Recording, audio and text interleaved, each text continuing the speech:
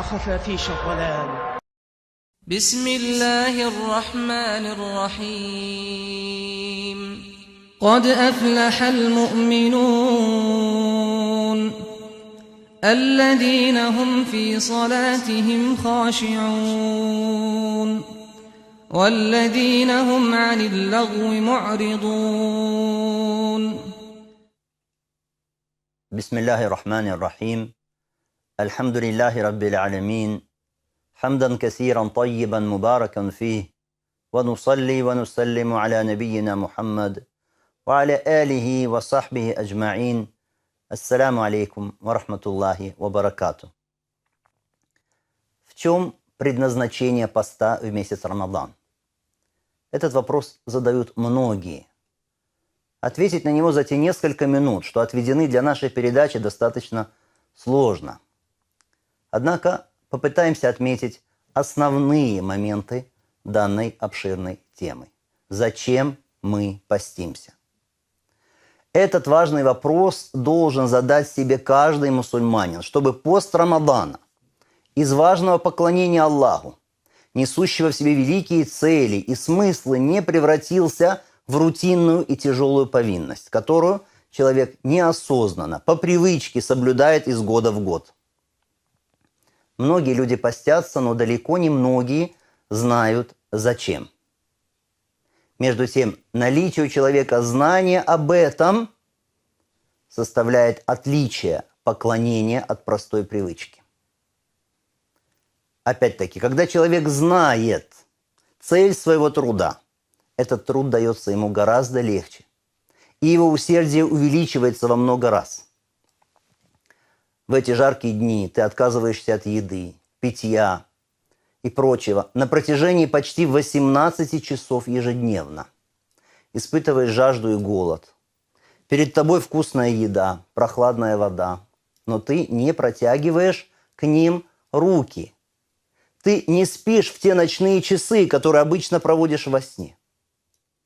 Люди, которые не знают Бога, удивляются и говорят тебе, зачем все эти мучения? Чего ты хочешь добиться? В самом деле, зачем?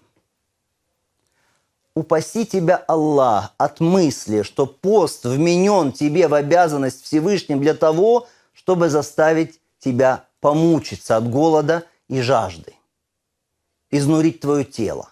Нет. Нет, наш Создатель самый милостивый из милостивых.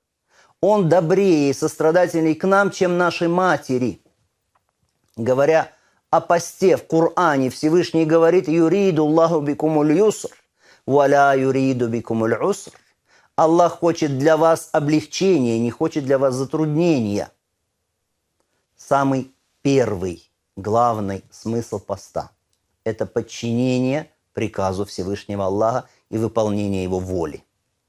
Мы постимся потому, что поститься повелел нам наш Создатель и Кормилец. И даже если бы мы не знали иных целей поста, кроме этой, мы бы покорились и предались Его воле, Его повелению. «Я айюаллазина аману кутиба алейкумус сиям». «О вы, которые веруют, предписан вам пост». В подчинении приказам Аллаха для нас кроется все благо, а все зло происходит от отказа повиноваться Его заповедям. Следующая цель поста – благодаря его соблюдению мы приобретаем то качество, которое делает человека вечно счастливым и делает его почтенным у Аллаха. Это качество по-арабски называется ат-таква. И это лучшее, чем человек может запастись в этом мире. Чаще всего слово «таква» переводят на русский язык как «богобоязненность». Однако это нечто большее. Ат-таква – это особое состояние человека и его сердца, при котором он все время старается сделать то, что угодно Аллаху, чтобы заслужить Его милость. И старается отдалиться от неугодных Аллаху поступков и помыслов, чтобы избежать недовольства и наказания Аллаха. Если мы будем богобоязненны, то обретем величие и в этом мире, и в жизни вечной. А если мы лишимся богобоязненности, то мы будем унижены в обоих мирах. Мы будем влачить униженное существование. Многие сегодня недоуменно восклицают, почему наш народ так унижен? Почему мусульмане сегодня в таком унизительном, плачевном положении? И, как правило, видят проблему и ее решение совсем не там, где они скрыты на самом деле. Наши беды и несчастья из-за нас самих. Из-за того, что мы отворачиваем свои лица от заповедей Всевышнего. Из-за того, что мы все время пытаемся найти помощь и поддержку не там, где следует. Не у того, у кого следует ее искать. Поддержку надо искать у Аллаха. Аллах помогает богобоязненным. Поистине Аллах с богобоязненными, сказано в Коране. Пост в месяц Рамадан – это прекрасная возможность приобрести богобоязненность, поскольку Всевышний сказал: «Кутиба алейкум ус-сиям, кама кутиба аля лазина мин кабликум, лааллакум таттакун». Предписан вам пост, как он был предписан тем, кто жил до вас, возможно, вы обретете богобоязненность. Вот почему. Многие из тех людей, которые начинают свое соблюдение религии с поста в месяц Рамадан, уже очень скоро начинают совершать главный вид поклонения Всевышнему – намаз и другие виды поклонения. Пост делает сердца мягкими, чистыми, прозрачными, тонко чувствующими. Он делает их живыми и трепещущими. Он пробуждает их ото сна, снимает с них налет беспечности. Он наполняет их теплом и светом веры. Пост заставляет их страшиться греха. Когда человек много ест и пьет, его сердце становится черствым, беспечным, слепым. Не случайно посланник Аллаха, да благословит его Аллах и приветствует, сказал: нет худшего сосуда, который заполняет человек, чем его желудок. Если же человек ест и пьет немного, то это помогает его сердцу стать светлее, восприимчивее к добру и истине, мягче и чище. Это помогает ему быть способным к поминанию Аллаха и размышлению, быть сострадательнее к людям и сильнее благодарить Аллаха за его милости. Пост ограничивает для сатаны, для шайтана возможность передвигаться по кровеносному руслу человека и наущать его, вызывая в нем порывы гнева или стремление к греху. Таким образом, отказ от еды и питья при посте не является самоцелью, а лишь средством к тому, чтобы сердце стало богобоязненным, чтобы оно стало живым к поминанию Аллаха, чтобы оно приучилось к терпению, чтобы оно страшилось плохих устремлений, слов и поступков. Вот почему пророк, да благословит его Аллах и приветствует, сказал: «Ман лам яда кауля зур валь амаля бих, валь джахля фалейса лилляхи хаджатун ан яда таамаху ва шарабах». Кто не отказывается от греховных слов и дел и от невежественного поведения, то Аллах не нуждается в оставлении им еды и питья. И он также сказал: «Лейся ссияму миналь акли ва шурб, иннама ссияму миналь лагви ва рафас, фаин сабака ахад, ау джахиля алейк, факуль инни саим, инни саим». Пост – это не отказ от еды и питья. Пост – это отказ от пустословия и скверных речей. И если кто-то ругает тебя или ведет себя в отношении тебя невежественно, то скажи ему: поистине я пощусь, поистине я пощусь. Вот сущность поста. Не лишай себя его сущности. Поститься не значит лишь отказаться от пищи и воды. Поститься должен не только твой желудок, но и твой слух, твои глаза, твой язык, твои руки. Пусть твои уши не слушают пустословия и лжи, греховных речей и звуков. Пусть твои глаза не смотрят на запретное Аллахом. Пусть твой язык говорит только угодные Аллаху речи. Вот тогда это будет настоящий пост. А иначе ты рискуешь попасть в разряд тех, о ком пророк, саллаллаху алейхи вассалям, сказал: «Рубба саимин лейса лаху мин сиямихи илля лджу'а, ва рубба каимин лейса лаху мин киямихи илля сахар». Возможно, что постящийся не получит от своего поста ничего, кроме голода. И, возможно, совершающий ночной намаз не получит от своего намаза ничего, кроме лишения себя сна. Несчастные люди, которые свели свой пост к отказу от пищи и воды, а намаз к одним лишь телодвижениям, но при этом сердца остались такими же жесткими, такими же беспечными. Их уши заняты слушанием свирели и дудок, а не слушанием Корана и мудрости. Их язык вместо слов покаяния и поминания Аллаха произносит ложь, брань, проклятие, злословит о людях или клевещет на них. Далее, один из самых важных и великих плодов поста. Пост приучает человека все время помнить о том, что за ним наблюдает Всевышний Аллах, и приучает его стесняться Аллаха. Скажите, когда вы поститесь в дни Рамадана, разве у вас нет возможности, спрятавшись от людских глаз, поесть, попить, сделать, что вашей душе угодно, так, что ни один человек ничего не заметит? Однако вы не делаете этого.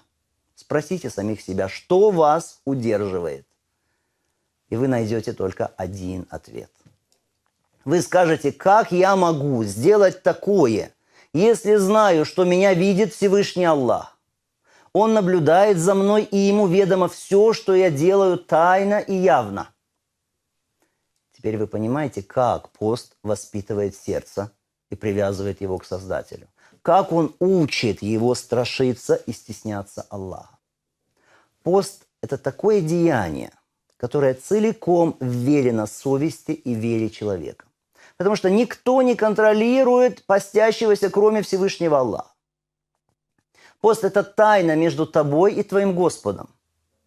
Если бы ты не чувствовал наблюдения за тобой Аллаха и не был уверен в том, что Он всегда и везде видит и слышит тебя, разве ты смог бы удержаться от соблазнов? Вот почему Всевышний говорит про пост, как об этом сообщается в достоверном хадисе: «Куллю амали ибни Адам ла илля сиям, фа иннаху ли ва ана аджзи». Каждое деяние Сына Человеческого может быть совершено им для себя самого, кроме поста. Пост для меня, и я вознагражу за него особо. Да, любое религиозное деяние человек может совершать с какими-то корыстными целями. Например, некоторые приходят в мечеть и совершают намаз для того, чтобы показаться людям набожными. Да упасет нас от этого Аллах. Другие подают милостыню или помогают нуждающимся, чтобы прослыть щедрыми, великодушными. Третьи улыбаются людям, вежливы с ними, но только потому, что хотят от них чего-нибудь. А иначе они вели бы себя с ними по-другому. Но соблюдать пост и не нарушать его даже тогда, когда тебя никто не видит, это можно сделать только ради Аллаха. Задам вам еще один вопрос. Когда вы совершаете омовение, абдест, перед намазом и полощете рот и нос, почему вы стараетесь сделать это с предельной осторожностью, чтобы ни одна капля воды не попала вам в горло? Откуда эта осторожность? Разве если вы проглотите не одну каплю, а целый глоток или даже несколько глотков воды, кто-нибудь из людей узнает об этом? Нет. Так что же тогда заставляет вас проявлять эту поразительную осмотрительность? Конечно же, это ваша твердая убежденность в том, что Аллах увидит эту каплю воды, если она стечет в горло. А наши уважаемые женщины, жены, матери, сестры, когда они стоят в дни поста на кухне у плиты, готовят пищу для разговения, для ифтара, пища, источающая соблазнительный аромат, и перед ней достаточно лишь протянуть к ней руку. При этом она очень голодна и знает, что ее не видит ни одна человеческая душа. Что же удерживает ее от соблазна? То самое сладостное состояние, та самая связь души с Аллахом, тот самый стыд и благоговение перед Всевышним. она знает, что она на глазах у Аллаха, и Он все время наблюдает за ней. Какое великое воспитание дает душе пост. Несколько часов голода и жажды, которые оживляют сердце. Теперь вы понимаете, в чем смысл поста. Пост приучает человека контролировать ради Аллаха свои слова, действия и помыслы.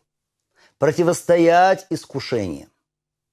Человек, который наилучшим образом совершает намаз и отказывается от еды, питья в Рамадан, он и после Рамадана продолжает оберегать свой намаз и продолжает отказываться от того, что запрещено Аллахом. Потому что Аллах все видит и обо всем знает не только в Рамадан, но и в другие месяцы. Итак, Аллах предписал нам 30 дней поста для того, чтобы научить наши души помнить об Аллахе и Его постоянном и вездесущем контроле. Еще.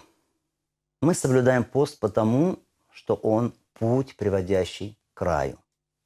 Пророк, саллаллаху алейхи вассалям, сказал: «Инна фил джаннати бабан юкалу лаху райян, ядхулу мину саимуна йаума аль-кияма, ва ла ядхулу ма'ахум ахад гайрухум. Юкалу айна саимун, фаядхулуна минху, фаиза дахала ахирухум углик, фалам ядхул минху ахад». Поистине в раю есть дверь, которая называется Райян. В судный день в нее войдут только постящиеся, и никто, кроме них. Будет сказано: где постящиеся? И тогда они войдут в нее. А когда войдет последний из них, она закроется, и никто больше не сможет в нее войти. Однажды пророк, да благословит его Аллах и приветствует, обратился к Хузейфе ибн Яману со словами: «Я Хузейфа, ман хутима лаху бисиями яумин, юриду бихи ваджха Аллах азза ва джаль, адхалаху Аллаху аль-джанна». О Хузейфа, чья жизнь закончится в тот день, когда он постился, стремясь к лику Аллаха, того Аллах введет в рай. Пост спасает человека от адского огня. Пророк, саллаллаху алейхи вассалям, сказал: «Ман сама яуман фи сабилилля, джа'аля Аллаху бейна ва бейна ан-нар хандакан кама бейна ас-сама'i валь-ард». Между тем, кто попастился один день на пути Аллаха, и адом, Аллах сделает ров такой же широкий, как расстояние между небом и землей. Посредством поста человек очищается от грехов. Потому что в хадисе сказано: кто постился в Рамадан с верой и надеждой на награду Аллаха, тому будут прощены его предшествующие грехи. Польза, которую человек получает от поста, она не ограничивается тем, о чем мы упомянули сегодня. Если Аллах даст нам такую возможность, мы еще вернемся к данной теме. А сегодня я прощаюсь с вами и вверяю вас Аллаху, прося для всех нас благополучия и добра. Ассаляму алейкум ва рахматуллахи ва баракату. قد أفلح المؤمنون الذين هم في صلاتهم خاشعون